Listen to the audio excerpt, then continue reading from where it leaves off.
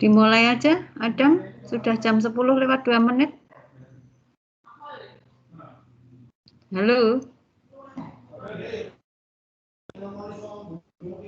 Halo. Mohon maaf Bu, ini suaranya masih ada kendala untuk voice-nya. Oke. Halo. Ya, dimulai aja, Adam.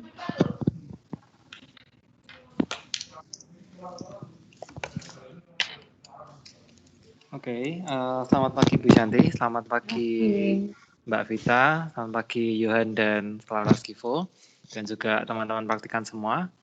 Pagi ini kita akan memulai acara 3, yaitu isolasi total DNA atau genom tanaman telang. Untuk screen sebentar ya.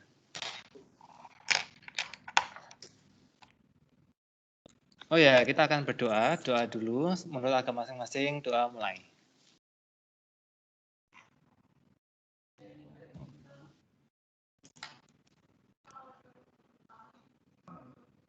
Oke, dapat dicukupkan. Apakah screen saya sudah masuk? Belum. Belum.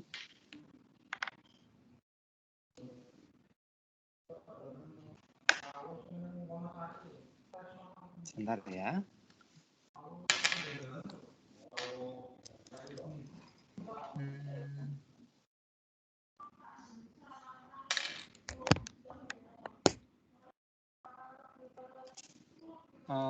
Untuk pagi ini apakah Bu Shanti mau memberi pengantar dulu untuk Saya isolasi kira itu saja. genom? Langsung aja, kamu nanti saya nambahin aja, Adam. Oh ya, baik Bu.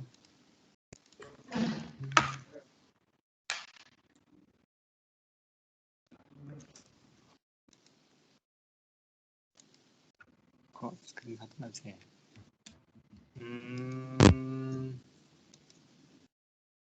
Sebentar ya.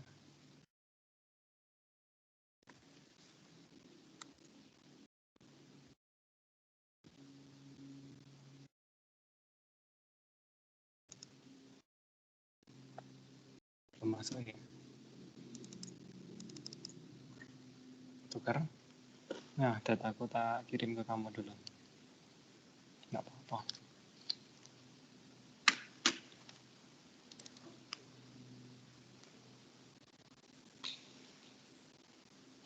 Oke, sudah masuk screen-nya.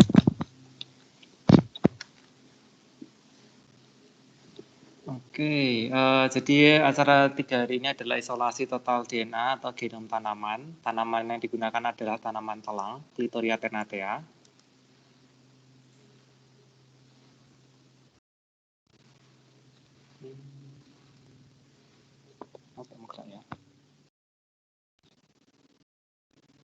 Oke, genom itu adalah keseluruhan dari informasi genetik yang dimiliki oleh suatu sel atau organisme.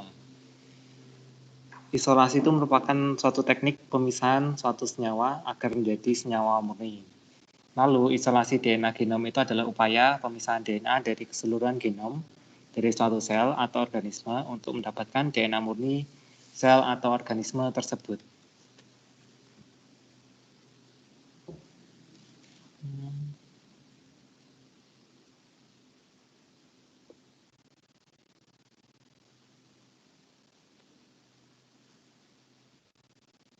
Maaf, sedang loading. Tunggu sebentar.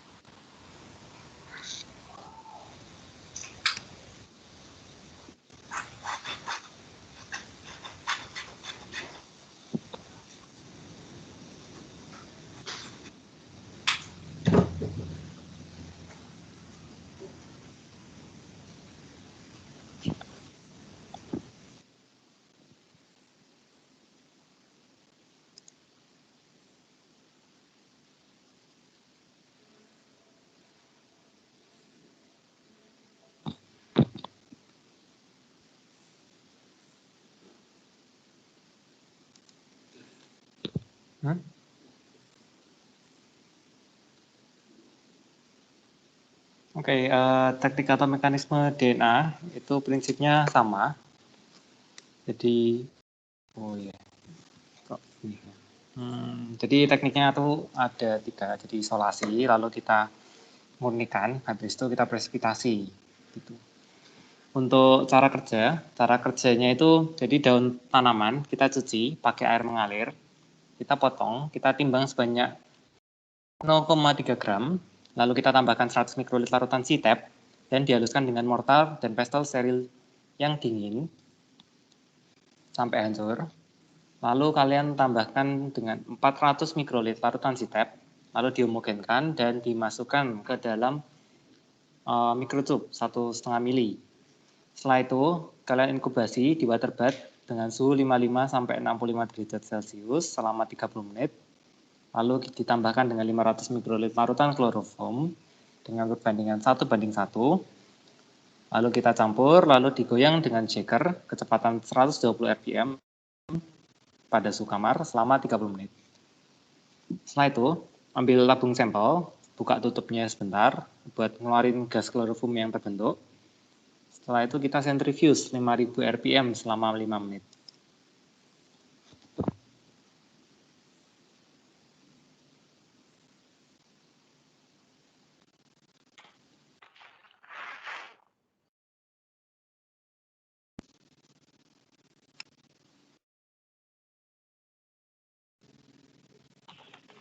Oke, setelah itu kita transfer 300 sampai 400 mikrolit lapisan bening yang ada di atas ke tabung baru.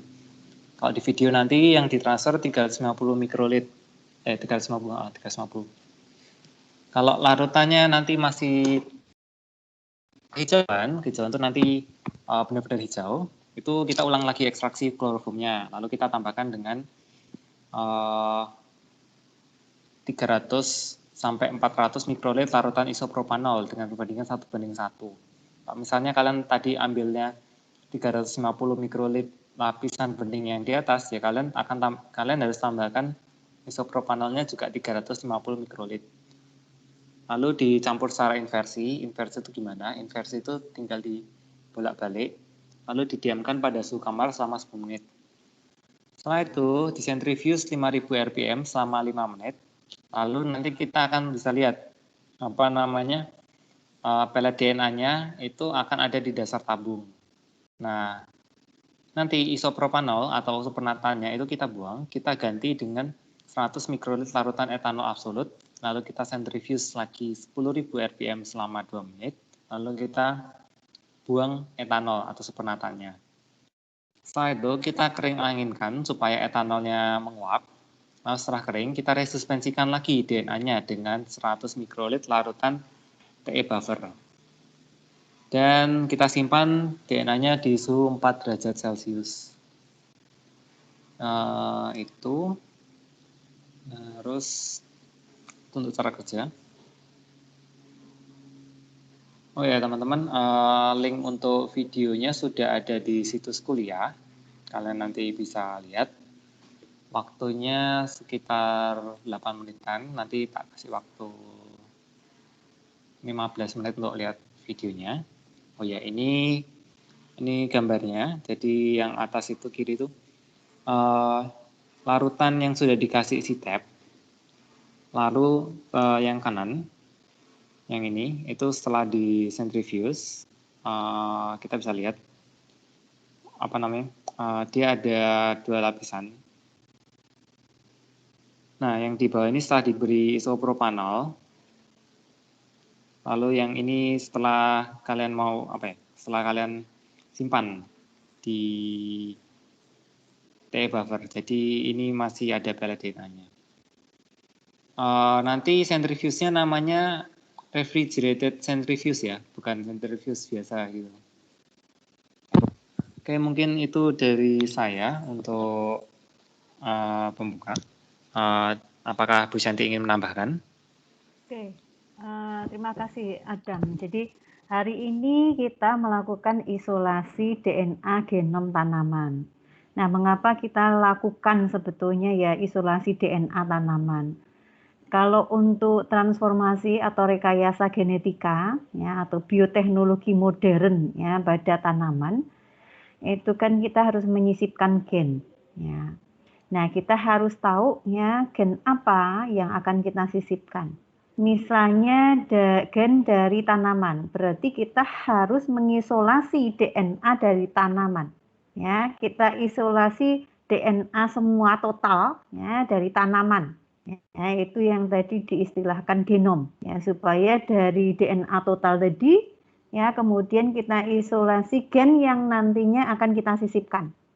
Ya, tentu saja ya kita bisa menggunakan PCR ya yang primernya sudah jelas targetnya pada gen tertentu tadi yang akan kita sisipkan.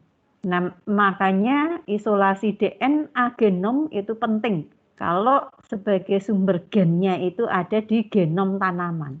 Artinya sumber gen yang nanti akan disisipkan ke tanaman lain gitu ya, atau nanti gen itu akan direkayasa supaya promotornya kuat sehingga terjadi overekspresi ya kalau kita transfer ke tanaman model seperti itu ya. Jadi ini penting. Nah, kemudian tadi kan sudah dijelaskan ya cara-cara isolasi DNA genom. Jadi prinsipnya karena DNA genom tanaman itu ada di dalam sel, ya kan? Ya, padahal kita pakai daun walaupun tadi dimortar gitu ya, dihancurkan dengan setep yang kemudian dengan pestel kan, kemudian dihancurkan. Nah, DNA-nya itu kan masih ada di dalam sel tanaman. Nah, makanya ya tahap pertama tentu saja kita harus membuat ekstrak dengan cara melisiskan sel gitu ya. Karena setep ini kan sebetulnya yang digunakan adalah setep buffer. Setep buffer itu komponennya macam-macam tuh, tidak hanya setil trimetil amonium sulfat, tidak hanya setep saja. Ya, tetapi setep ini berupa setep namanya setep extraction buffer ya. Jadi setep extraction buffer itu ada setil trimetil amonium bromide ya. Kemudian sebetulnya ada PVP di situ, tris HCl, NaCl dan EDTA ya. Tapi mungkin bisa jadi komponennya juga berbeda, tetapi tidak hanya setil metril amonium bromid aja ya. Nah, itu nanti yang digunakan untuk ekstraksi, makanya dinamakan setep extraction buffer. Selain melisiskan juga mengekstraksi. Nah, kemudian dari hasil ekstraksi itu kemudian dilakukan purifikasi tadi ya dengan kloroform isopropanol ya. Jadi kloroform tambah isopropanol dan dibersihkan lagi dengan terakhir dengan etanol ya. Jadi itu prinsipnya ya untuk isolasi DNA genom tanaman ya. Dan ini metode setep ini umum sebetulnya dilakukan dilakukan untuk isolasi genom tanaman. Jadi pernah ada penelitian S3, waktu saya juga S3. Dia malah pakai kit. Ya, kitnya mahal itu ya. Ya kira-kira kitnya itu 11 jutaan gitu ya. Genate dari genate. Apa yang terjadi? Tidak bisa ya, artinya hasilnya itu tidak ada DNA-nya. Tapi begitu dengan setep ya, metode ini ya, ini umum digunakan untuk banyak spesies tanaman. Dan saya melakukan dengan setep ternyata berhasil dengan baik gitu. Padahal dengan tanaman yang sama. Jadi satu saya pakai setep ya, kemudian satunya saya pakai kit. Ya, ternyata hasilnya itu malah justru baik dengan setep ini ya. Dan sebetulnya metodenya juga sederhana ya, artinya itu simple, tidak berbelit-belit ya. Hanya saja langkah-langkahnya itu nanti Anda harus hati-hati ya. Bagaimana kita itu hanya mengambil lapisan di atasnya ya, jadi jangan kemudian lapisan yang tengah itu diambil juga gitu ya. Jadi memang kehati-hatian itu cukup ya, harus dilakukan. Kemudian tadi istilahnya genom sebetulnya ya. Jadi memang isolasi genom itu ya memang teknisnya itu kita mau tidak mau ya semua gen yang ada pada tanaman. Padahal kalau definisi genom itu adalah totalitas gen per sel haploid. Kalau itu selnya adalah diploid ya. Jadi kalau tanaman itu kan termasuk diploid ya. Jadi sebetulnya totalitas gen per sel haploid ya. Kalau bakteri ya karena dianggap hanya satu sel haploid ya totalitas gen ya pada bakteri atau virus gitu ya. Tetapi kalau pada sel hewan, sel tanaman itu adalah totalitas gen per sel haploid. Tetapi karena isolasi ini kan tidak bisa kan memisahkan haploid satu dengan haploid yang lain karena ada pada satu sel. Sehingga ya isolasi genom ya seluruh DNA itu. Oke, saya kira itu prinsipnya nanti saya akan tambahin lagi setelah kita nonton video. Saya kira itu Adam.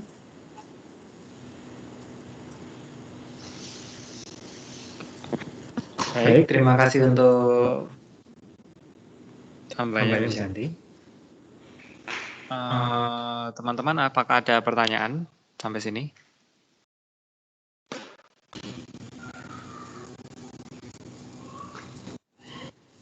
Kalau belum ada, silakan nonton video di situs kuliah ya, linknya. Waktunya 15 menit, sekarang jam 10.20, nanti kembali lagi jam 10.35. Tuh. Oke, boleh leave dulu, nggak apa-apa.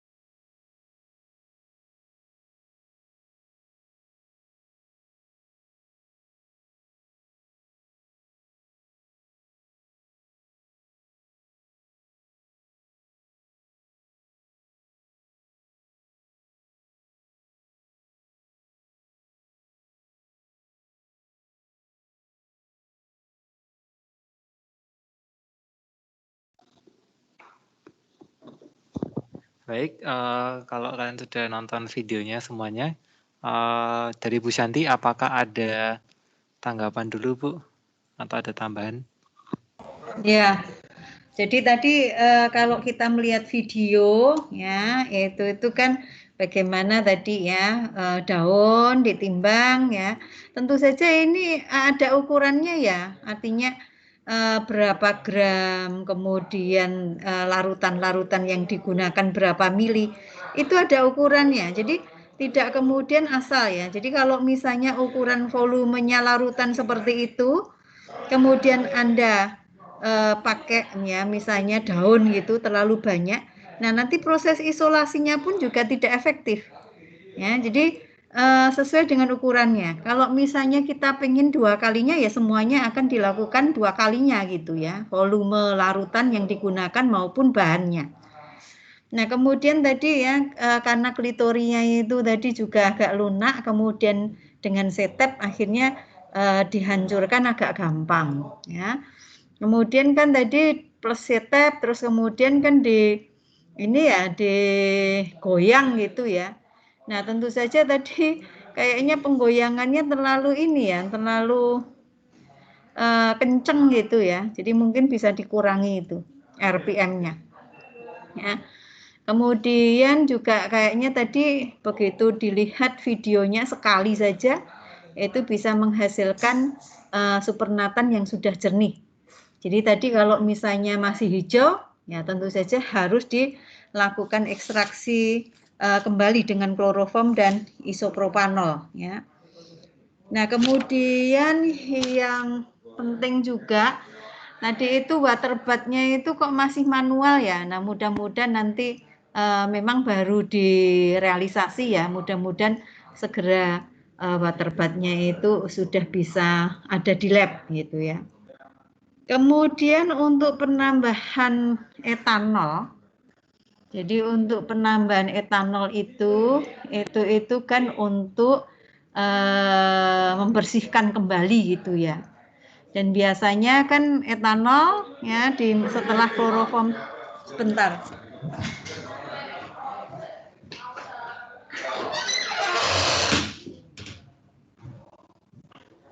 Terlalu ribut sekali TU. Jadi etanol itu tadi kan larutan yang dimasukkan ke tabung itu kan terakhir. Itu sebetulnya kan untuk purifikasi terakhir gitu ya. Dan itu kalau sebetulnya tadi kalau kita pelan-pelan ya mengasihkan etanol ke dalam tabung gitu pelan-pelan, kemudian kita diamkan ya tanpa pakai sentrifuge sebetulnya bisa. Ya biasanya kita diamkan selama overnight gitu ya. Sebentar, saya kira kayaknya itu dicuci sebentar dengan etanol. Nah kemudian bisa sebetulnya kita tidak perlu pakai sentrifuge, kita langsung buang gitu ya karena kan endapannya yang putih itu ada melekat di tabung sentrifuge. Tapi kalau misalnya tadi menambahi etanol kemudian menyebabkan lepasnya tadi endapan putih tadi ya memang mau tidak mau kita lakukan dengan sentrifuge. Nah ini itu ya secara teknis. Nah kemudian ya prinsipnya itu kenapa sih kita itu pakai setap gitu ya, isolasi DNA genom dengan setap. Nah memang ini tadi yang saya katakan umum untuk mengisolasi DNA genom pada tanaman ya. Dan kita tahu bahwa sel tanaman itu mempunyai variasi metabolit dan struktur biomolekul ya. Jadi mempunyai variasi yang sangat besar ya, sel satu dengan sel yang lain pada tanaman ya terkait dengan metabolit maupun struktur biomolekul. Ya.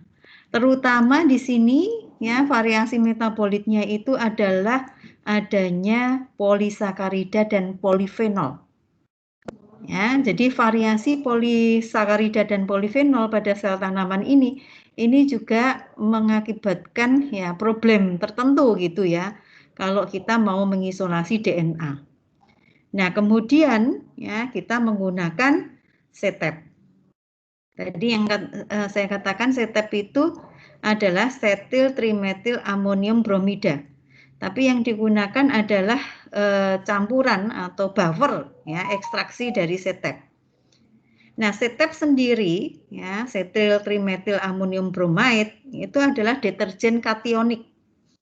Jadi dia memfasilitasi pemisahan polisakarida selama purifikasi. Jadi tadi yang saya katakan bahwa komponen yang bervariasi dan biasanya problem untuk isolasi DNA yang menggunakan sel tanaman itu adalah polisakarida. Nah, dengan adanya CTEP ini akan memisahkan ya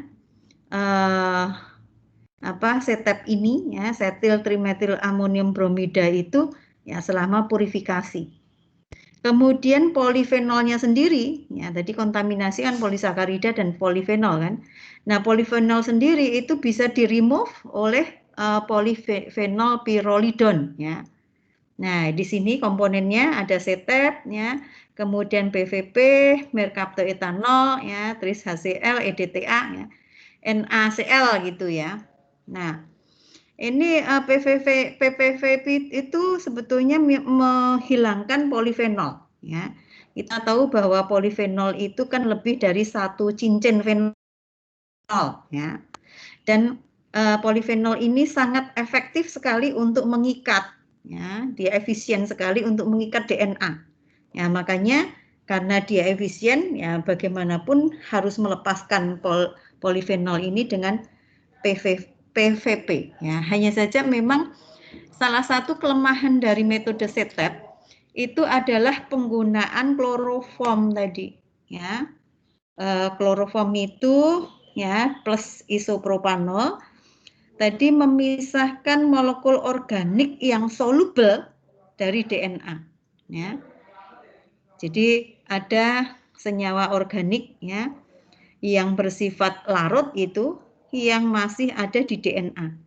Nah, itu dipurifikasi dengan kloroform dan isopropanol. Nah, hanya saja kloroform ini bersifat karsinogenik ya. Makanya kalau kita pakai kloroform ya hati-hati ya karena bersifat karsinogenik ya. Oke, saya kira itu tambahan saya, Adam.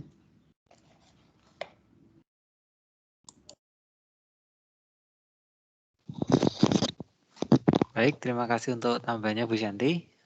Dari teman-teman, apakah ada pertanyaan dulu sebelum masuk ke review?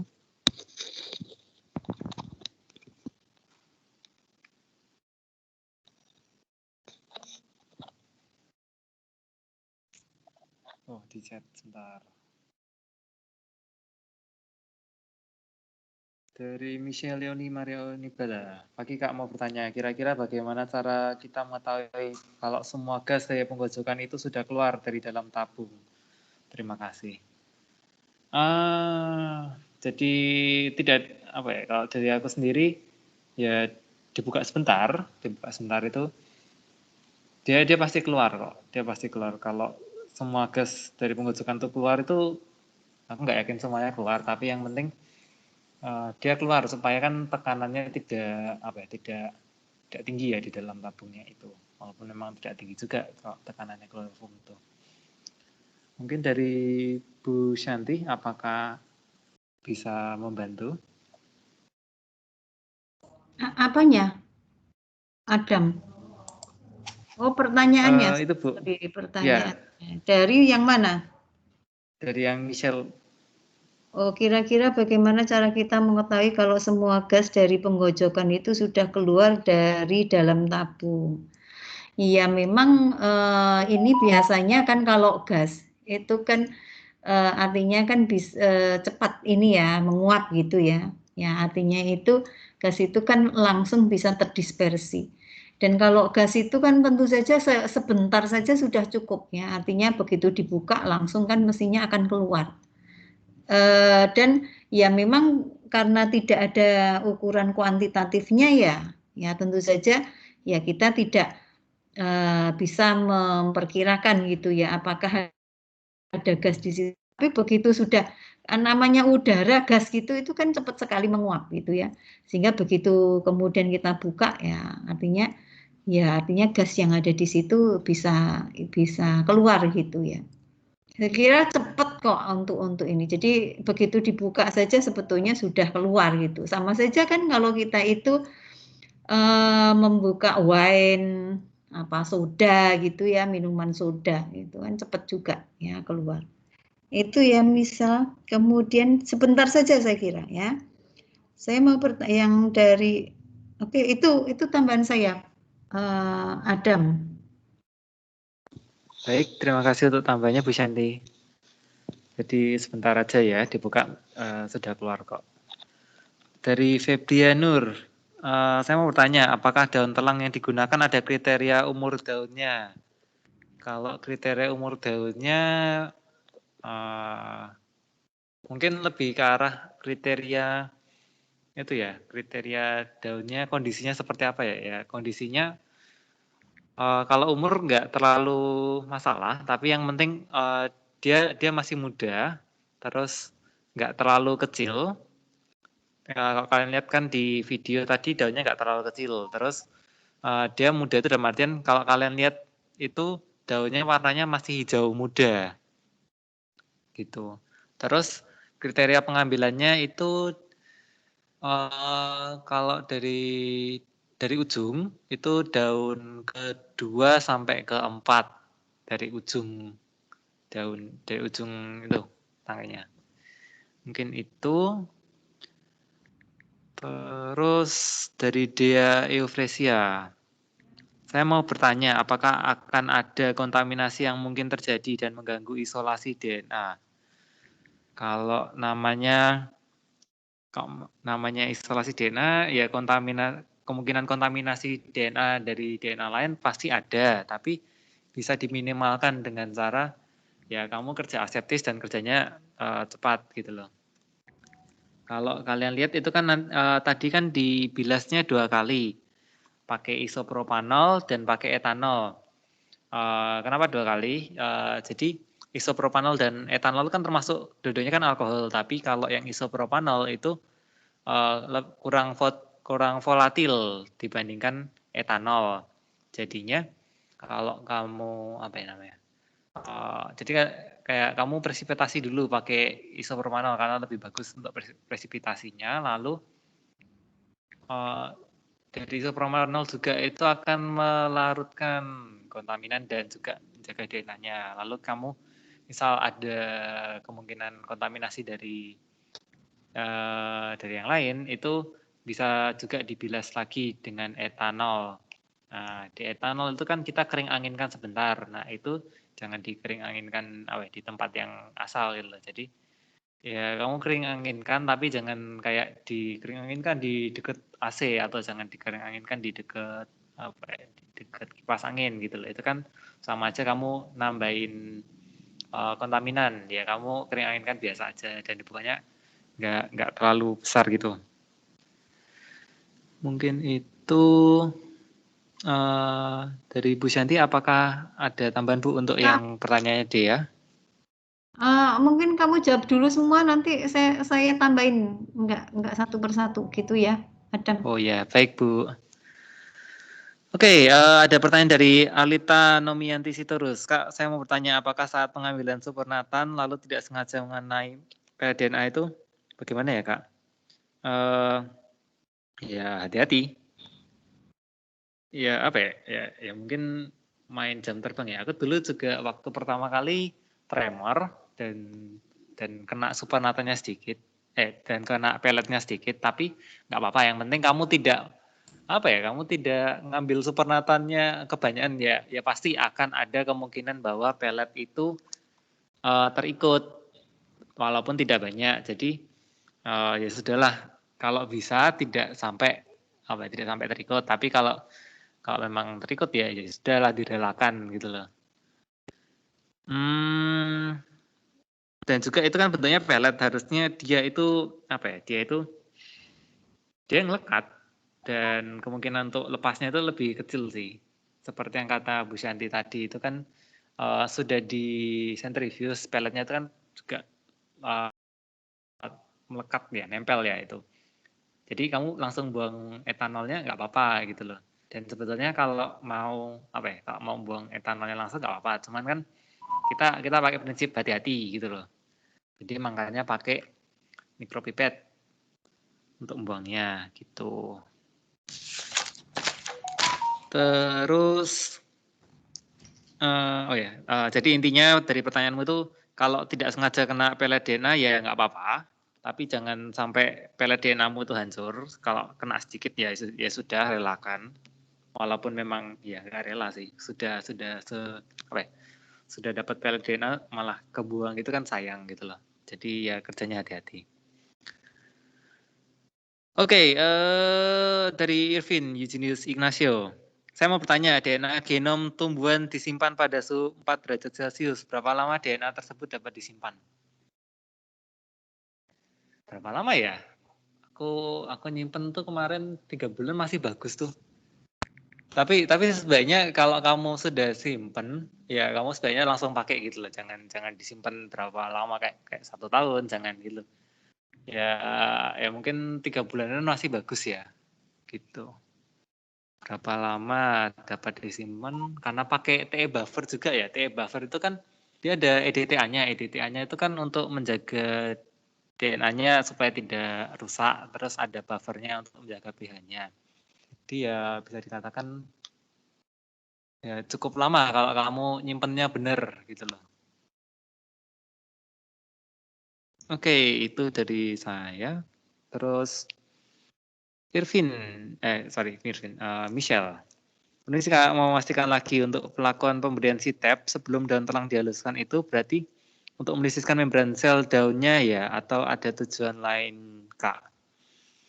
Oke gini, ini juga berlaku untuk tag DNA besok. Jadi prinsipnya kan kamu lisiskan sel. Kamu melisiskan sel tuh bisa pakai mekanik, bisa pakai kimiawi. Tergantung kalau misalnya di tag DNA itu gampangannya gini, kalau yang acara strawberry itu kan stroberinya di blender dengan deterjen. Nah, ini nanti sama, cuman bedanya kita tidak pakai blender dan kita deterjennya itu pakai CTAP, larutan buffer CTAP gitu. Jadi secara mekaniknya itu digerus dengan menggunakan mortar steril dingin, mortar dan pestle steril dingin. Lalu secara kimiawinya itu kita pakai larutan buffer CTAP-nya itu. CTAP kan deterjen kationik. Nah, dia itu melisiskan sel juga gitu loh.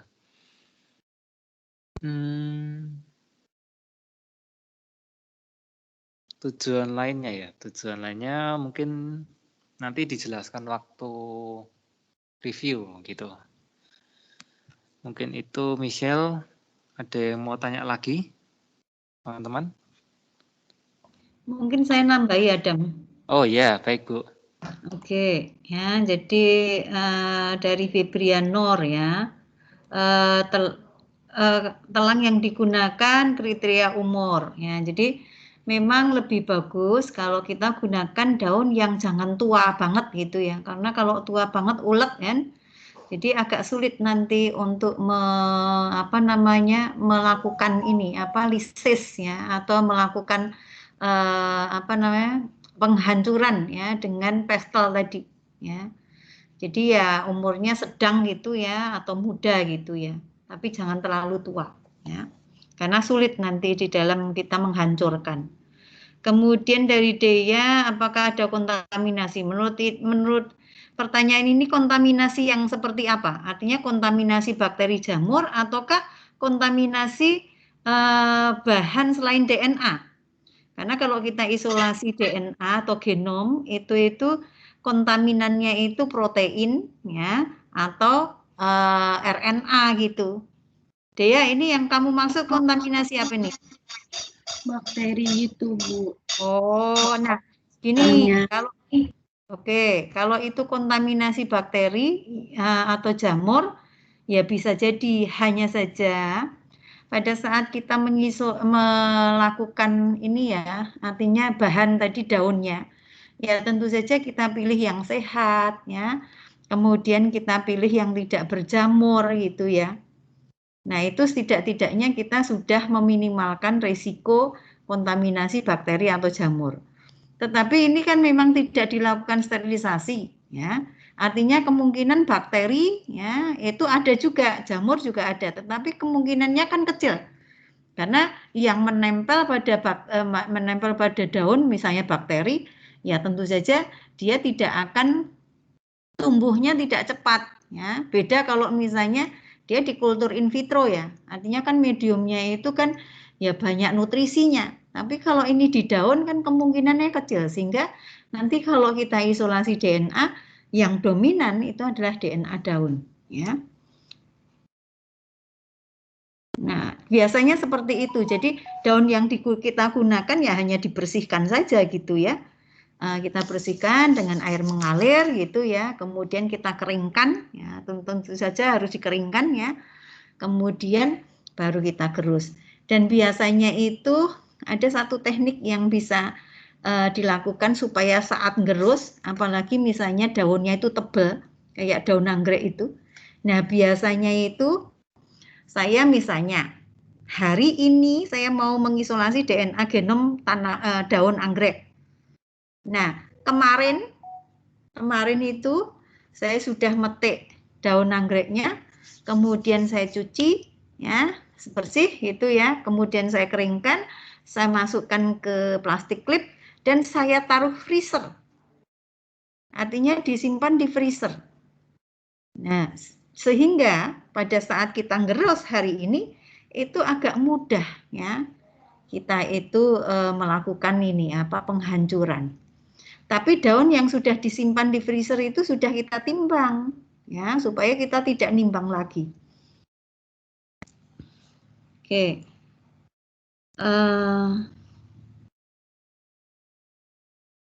Kemudian di sini ada Arlita ya. Kalau pada saat pengambilan supernatan itu pelet DNA itu terambil gitu. Nah, itulah ya. Kalau kita bekerja dengan molekuler, kita itu harus teliti. Jadi jangan ceroboh dan gerusa-gerusu. Gerusa-gerusu itu ini ya, artinya itu serba kemerungsung gitu. Ya, kalau serba kemerungsung nggak enak rasanya gitu. Pekerjanya kalau molekuler itu harus tenang. Tenang, kemudian juga teliti. Pada saat kita ngambil itu jangan sampai terikut DNA-nya karena sayang. Karena DNA misalnya genom artinya kita ngerus seperti itu, DNA-nya kan sedikit. Kalau itu terikut dengan pipet kita, mikropipet kita, itu juga sayang. Artinya akan mengurangi konsentrasi DNA hasil isolasi. Makanya yang kita ambil adalah supernatannya. Ya, memang harus prinsip kehati-hatian dan teliti itu penting kalau kita bekerja dengan molekuler. Kemudian Irvin. Nah, apakah genom tumbuhan disimpan pada suhu 4 derajat Celcius? Nah, ini kalau prinsipnya itu genom. Genom itu tuh kan panjang sekali karena totalitas gen per sel haploidnya atau totalitas gen yang kita isolasi ini panjang.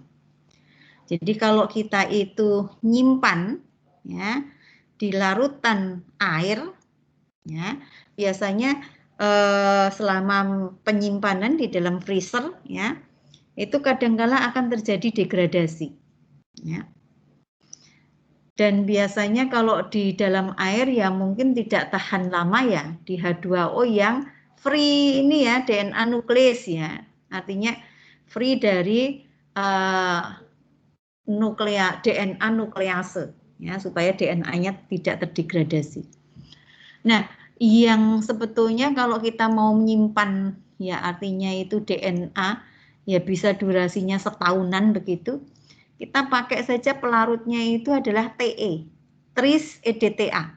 Ya, itu adalah pelarut DNA yang bisa menyimpan dalam waktu yang lama. Ya, itu Irvin. Kemudian untuk misal setap, ya. Setap itu tadi saya mengatakan setap itu adalah deterjen kationik. dia mempunyai fungsi memisahkan polisakarida selama purifikasi.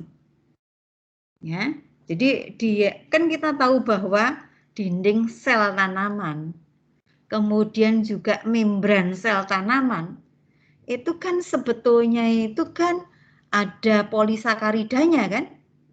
Anda lihat struktur dari dinding sel. Banyak polisakaridanya di sel tanaman. Ada pektin, ada selulose. Kemudian ada lignin, ya kalau itu daunnya tua gitu. Itu semua kan polisakarida. Nah, bagaimana setup ini itu bisa mengganggu polisakarida dan juga mengambil sehingga tadinya selnya itu yang mempunyai bentuk karena ada membran dan dinding sel, ini kemudian terkoyak sehingga terjadi lysis sel. Selain itu dia mengambil polisakaridanya, ya. Itu saya kira si misal ya. Oke, saya kira itu tambahan saya, Adam.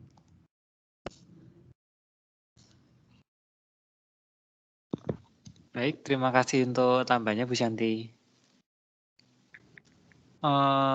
Dari teman-teman, apakah ada yang ingin ditanyakan lagi? Kalau nggak ada, kita masuk ke review.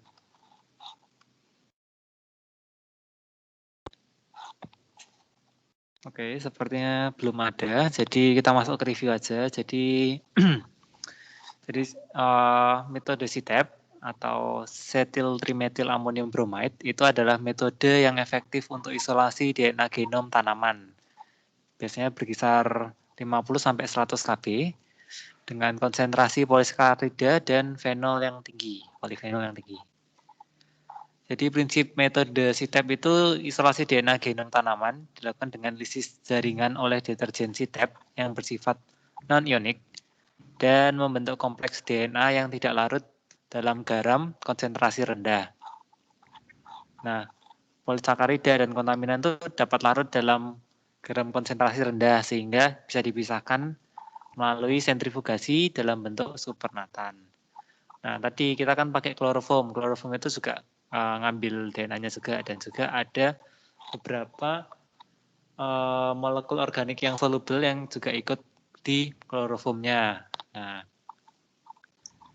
terus DNA kita presipitasi dengan alkohol. Alkoholnya tadi ada 2. Yang satu isopropanol, yang satu lagi etanol. Lalu kita resuspensi dengan TE buffer gitu. Prinsipnya. Terus ini komponennya. Jadi tadi di larutan CTAP buffer itu ada beberapa komponen. Yang pertama itu adalah CTAP-nya sendiri atau cetyl trimethyl ammonium bromide. Itu adalah deterjen kationik. Fungsinya untuk melisiskan membran sel dan memisahkan DNA dari polisakaridanya. Lalu PVP atau polyvinyl pyrrolidone itu untuk absorpsi senyawa fenol pada sampel dan juga seperti kata Bu Shanti untuk membantu ngambil DNA-nya juga. Lalu ada merkaptoetanol. Merkaptoetanol itu adalah agen pereduksi protein. Nah, dia bekerja dengan cara memecah ikatan disulfida antara residu sistein. Lalu dia juga menghilangkan tanin dan polifenol pada sampel. Terus kita punya tris-HCl. Tris-HCl itu sistem buffer, jadi untuk mempertahankan pH-nya supaya tetap berada di pH 7,6 sampai 9. Lalu kita punya DTA. Itu adalah agen pengkelat ion logam bivalen. Contohnya adalah Mg12. Dia akan membentuk pembentukan DNase. DNA nuklease. Lalu ada NaCl. Dia agen untuk disosiasi DNA dari protein histon dan juga untuk melarutkan inhibitor. Lalu kita punya aquabides. Kalau aquabides yang di sini itu yang nuklease free water ya. DDH2O nuklease free water gitu. Dia sebagai pelarut. Oke, untuk kelebihan metode CTAP itu mudah dilakukan untuk isolasi skala lab. Jadi seperti yang Bu Shanti tadi sudah bilang juga.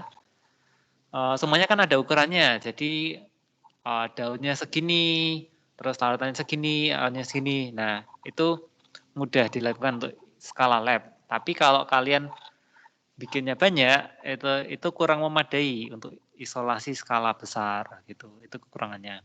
Terus juga dari metode CTEP sendiri itu akan berpotensi untuk menghambat analisis DNA lanjutan atau sequencing. Karena apa? Karena ada aku lupa tadi. Ini aku lupa jurnalnya yang mana. Karena apa ya? Dari deterjennya sendiri itu dia akan menghambat gitu untuk sequencingnya. Kalau nggak salah itu dari jurnal yang ngebaca. Nanti coba tak kirimin lagi jurnalnya. Oke, untuk fungsi perlakuannya itu mortar dan pestle steril dingin. Jadi kenapa kok kita pakai yang steril dan dingin ya? Yang pertama kalau nggak steril nanti kontaminasi. Terus kenapa harus dingin? Karena apa namanya? Karena kan nanti kita gerus itu kan juga menghasilkan panas. Nah, supaya tidak apa ya? Jadi DNA-nya supaya nggak rusak karena gesekan yang ditimbulkan itu, makanya kita pakai yang dingin. Jadi fungsinya mortar dan pestle steril dingin adalah untuk membantu proses lysis sel dengan larutan CTEP dan meminimalkan kerusakan DNA akibat panas dari gesekan yang ditimbulkan saat menghancurkan sampel. Lalu inkubasi CTEP dan sampel pada suhu 55 sampai 65 derajat Celcius itu untuk mempercepat reaksi dan pembentukan kompleks DNA CTEP. Lalu kita beri kloroform, lalu kita goyang dengan shaker, itu untuk melakukan ekstraksi DNA. Jadi untuk misalkan DNA dari debris sel dan komponen lainnya, gitu.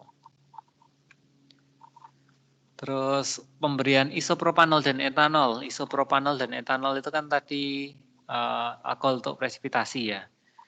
Nah, fungsinya adalah untuk proses presipitasi DNA, sehingga didapatkan DNA dengan berat molekul yang tinggi dan juga menghilangkan nukleotida, asam amino, dan kontaminan yang terlarut.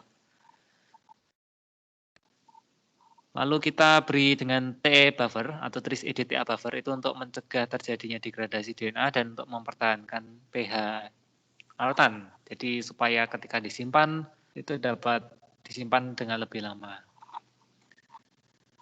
Oke, mungkin itu fungsi perlakuan dan reviewnya. Apakah ada tambahan dulu dari Bu Shanti?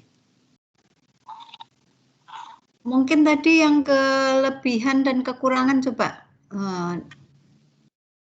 Jadi jadi kelebihan ini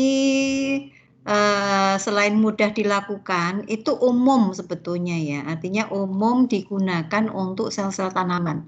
Jadi kan kita tahu tadi yang artinya bahwa sel tanaman yang tadi sudah saya jelaskan bahwa sel tanaman spesies satu dengan yang lain itu kan mempunyai variasi ya, variasinya terutama metabolit sekunder sama struktur biomolekulnya.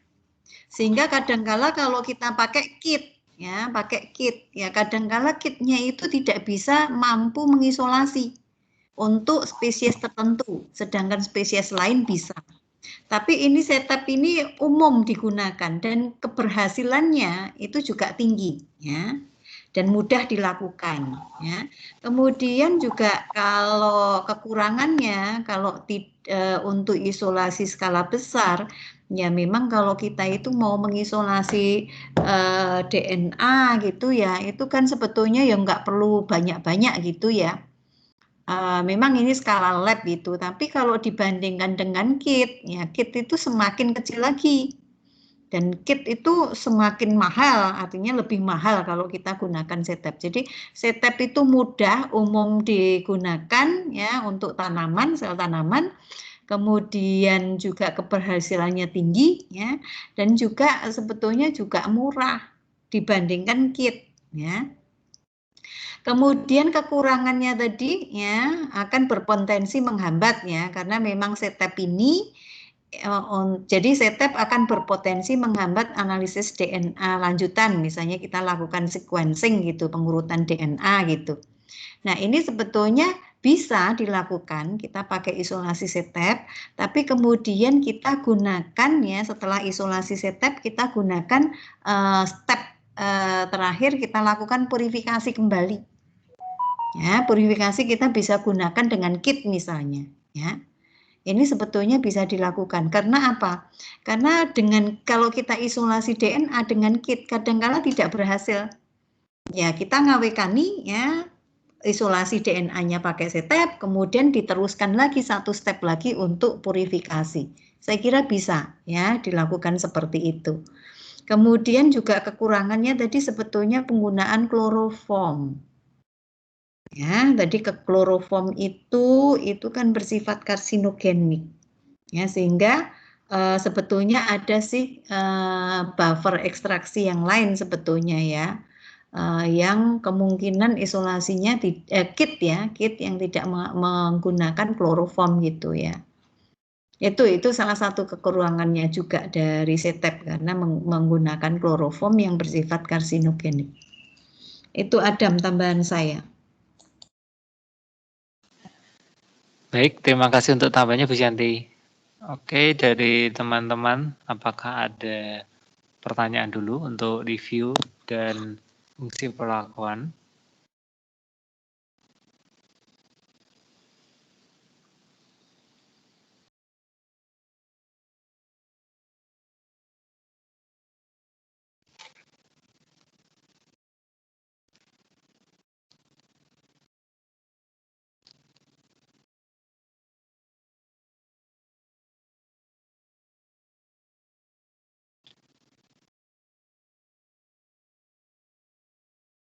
Kalau nggak ada yang tanya, aku yang tanya nih.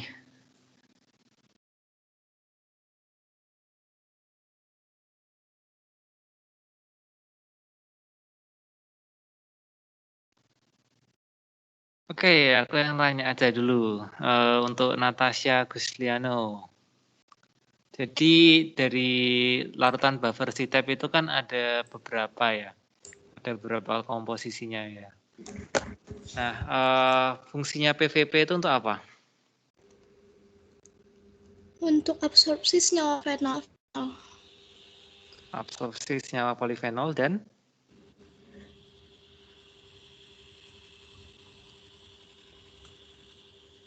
Etanol. kan larutan CTAP dulu, belum dikasih etanol dulu.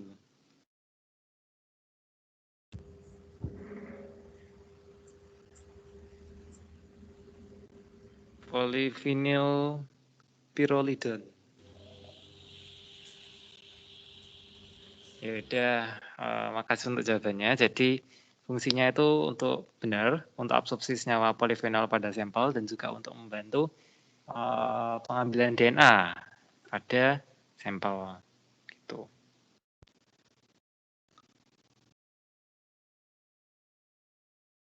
Terus siapa lagi ya?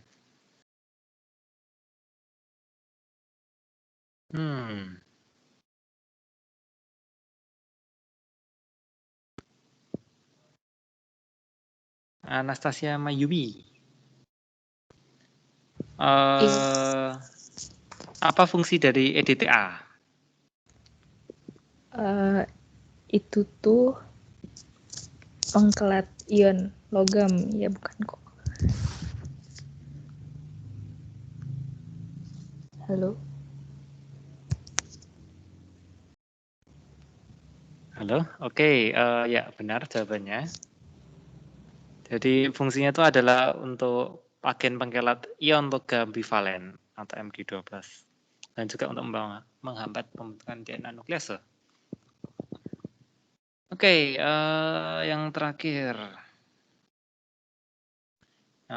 Stefanus Abelio, kenapa kok kita pakai mortar dan pestle steril yang dingin? Kenapa kok harus dingin?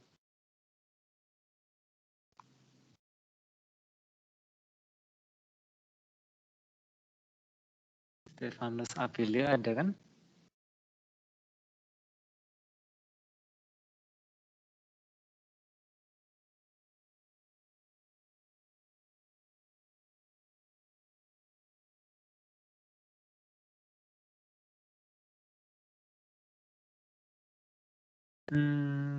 Sepertinya belum.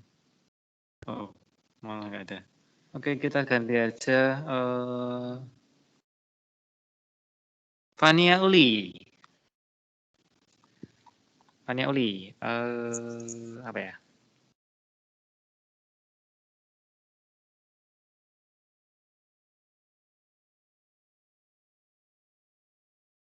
Kenapa kok kita harus inkubasi CTEP di waterbed di suhu 55 sampai 65 derajat Celcius? Untuk Fania Uli. Untuk mempercepat reaksi dan membentuk kompleks DNA CTEP. Ya, benar sekali. Jadi untuk mempercepat reaksi dan membentuk kompleks DNA CTEP. Oke, itu dulu untuk review dan fungsi perlakuan. Jadi, aku akan menerangkan untuk pembuatan laporan. Jadi karena kan kita untuk acara 3 ini adalah acara yang berlangsung dari acara 3 sampai acara 6 nanti. Logbooknya nanti cuma satu aja, jadi digabung. Nggak perlu bikin logbook terpisah gitu. Jadi ini satu keseluruhan acara molekuler, digabung aja. Terus untuk datanya itu kita akan ada data di akhir.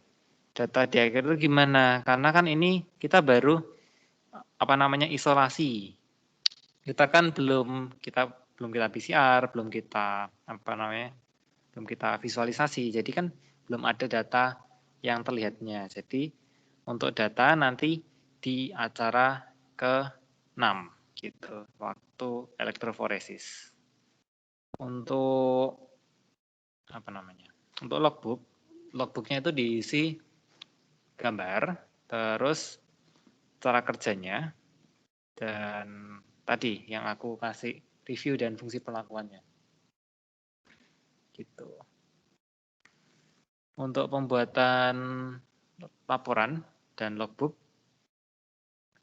kalau logbook karena sampai acara 6, deadline-nya sampai acara 6, tapi tetap aku cek ya, tetap kalian harus buat logbook untuk acara hari ini. Jadi apa yang sudah diterangkan, tolong ditulis di logbook dulu, nanti ACC-nya di acara 6, gitu. Untuk review fungsi perlakuan dan pembuatan logbook, apakah ada yang ingin ditanyakan teman-teman? Kok mau nanya, berarti minggu depan nggak ngumpulin laporan ya? Atau gimana? Oh, tidak mengumpulkan laporan, karena kan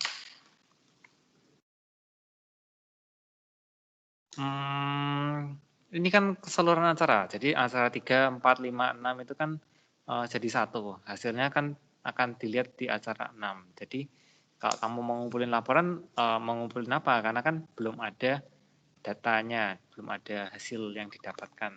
Gitu loh. Gitu dia.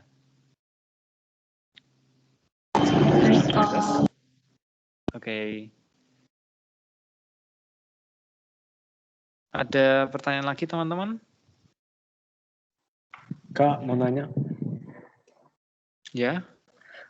Jadi kan kakak tadi bilang kan dibikinnya di satu logbook aja, atau gimana? Jadi logbooknya tidak terpisah, karena kan ini ada 10 acara. Nah, di 10 acara ini itu sebetulnya cuman ada 4 laporan. Jadi laporan untuk acara 3 itu terdiri dari acara 3 hari ini, acara 4 besok, isolasi plasmid, acara 5 itu PCR, terus acara 6 itu visualisasi dengan menggunakan elektroforesis gitu loh. Jadi keempat acara itu dibikinnya di satu logbooknya gitu. Satu logbook, karena satu rangkaian gitu. Jadi coba misalnya kan hari ini acara 3 yang isolasi genom, di cara kerjanya dimasukin. Terus minggu berikutnya yang acara 4 itu cara kerjanya juga dimasukin di situ juga, Kak?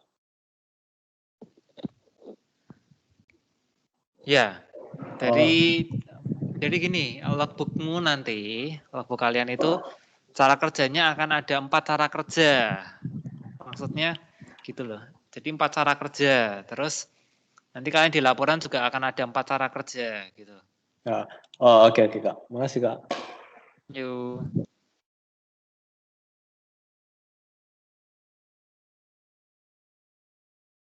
Ada pertanyaan lagi teman-teman?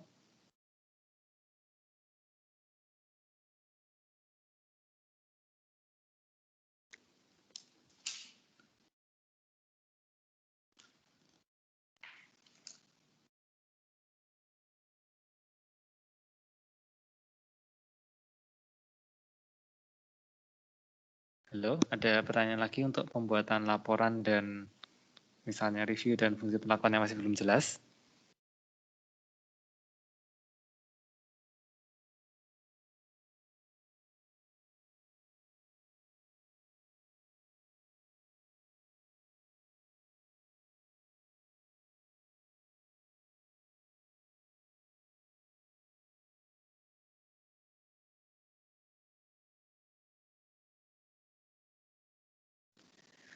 Oke, kalau masih ada pertanyaan nanti silakan ditanyakan di grup. Terus apa namanya? Aku akan ada pengumuman. Jadi kan tanggal 30 besok itu kita akan ada praktikum luring ya.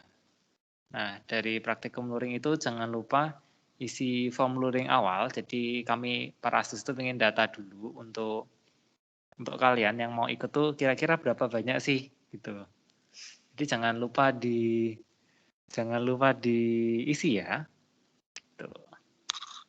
Mungkin perlu dikasih deadline, Adam. Sebetulnya deadline-nya hari ini, Bu. Terus Sudah diberi dari kemarin. Ini terus hanya mengingatkan lagi. Berapa orang? Sementara baru 7 orang yang mendaftar, Ibu. Oh, ya nggak apa-apa. Artinya mungkin kita perpanjang saja sampai ini kan tanggal itu kan mau diselenggarakan tanggal berapa Dam? 31 ya? 30 ya? 30, Bu. Nah, saya kira paling telat itu tanggal 13 gitu. Tanggal 13 gitu. Oh iya, baik Bu. Dan Akan diperpanjang. Sampai tanggal 13 ya. Tapi kalau misalnya 13 sudah tidak ada penambahan, ya itu yang kita akomodasi, Adam. Baik, Bu. Ya. Jadi pendaftaran akan diperpanjang sampai tanggal 13 besok, seperti kata Bu Shanti. Jadi jangan lupa kalau kalian berminat, jangan lupa diisi. Terus, apa ya? Mungkin dari asus lain, dari Johan atau Clara, ada tambahan? Oh, sepertinya tidak ada. Sudah mengacungkan jempol semua. Tanda sudah kelaparan. Oke, dari Bu Shanti, apakah ada tambahan, Bu? Enggak, saya kira sudah cukup. Dam. Oke, kalau sudah cukup, dari aku tambahannya adalah jangan lupa buka situs kuliah. Materi ada di situ dan juga nanti di jam 12 akan diadakan post test. Waktunya 15 menit. Jadi jangan lupa dibuka, jangan lupa belajar, dan juga jangan lupa logbooknya diisi. Gitu. Mungkin begitu. Ya sudah, mungkin kita akhiri saja acara hari ini. Terima kasih kepada Bu Shanti, terima kasih Mbak Vita, terima kasih Skivo dan Johan, dan juga terima kasih untuk kalian semua, para praktikan tercinta, sudah mau hadir saat ini. Semoga kita semua selalu dilindungi dan diberkati oleh Tuhan, dan juga sehat selalu ya. Selamat siang, berkah dalam Om Swastiastu. Ya, selamat siang semuanya. Terima kasih. Selamat siang Bu Shanti. Selamat siang semuanya. Selamat siang Bu. Selamat siang Pak.